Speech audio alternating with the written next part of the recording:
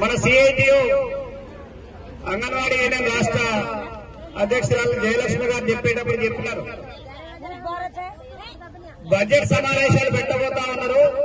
ఆ బడ్జెట్ సమావేశాల్లో అంగన్వాడీల కేటాయింపుల విషయంలో ప్రభుత్వాన్ని ఒక ఎజెండా చేయించాలి, ప్రభుత్వాన్ని ఆలోచింపజేయాలి.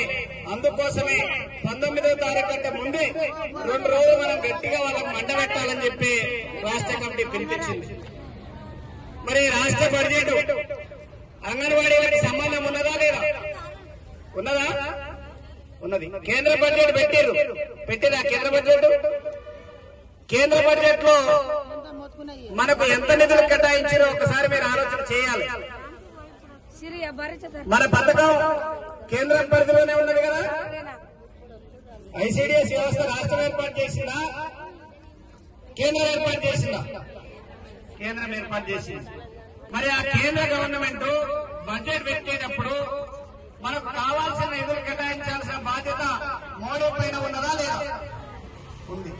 కానీ మరి మోడీ పెట్టిన బడ్జెట్ 50,65,345 కోట్లు పెట్టిండు.